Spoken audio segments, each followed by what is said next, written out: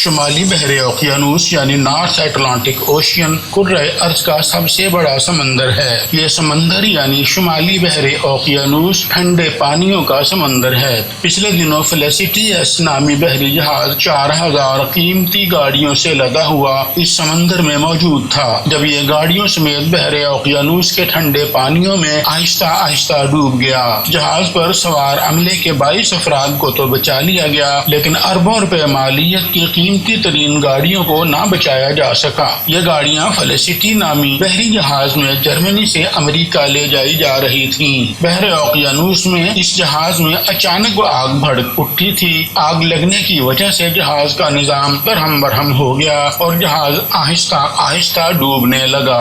ماہرین کی رائے کے مطابق یہ اب 3500 میٹر کی گہرائی تک ڈوب چکا ہے۔ ماہرین یہ بھی کہہ رہے ہیں کہ جہاز کے فیول ٹینک لیک ہونے کا شبہ ہے، لیکن فیول لیک ہونے کے شواہد نہیں ملے ہیں۔ ان گاڑیوں کی ڈالرز میں مالیت $155 ملین بنتی ہے۔ ان گاڑیوں میں پورشے کمپنی کی 189 اور بینٹلے کمپنی کی 1100 گاڑیاں بھی شامل تھیں۔ ان گاڑیوں کی علیحدہ علیحدہ قیمت 70 ہزار پاؤنڈ تھی۔ یہ تمام گاڑیاں انشورنس شدہ تھیں، جن کی انشورنس 116 ملین پاؤنڈ طے شدہ ہے۔ دیکھنا یہ ہے کہ جہاز ڈوبنے کے بعد کیا ان گاڑیوں کو کسی طریقے سے باہر لایا جا سکتا ہے یا نہیں۔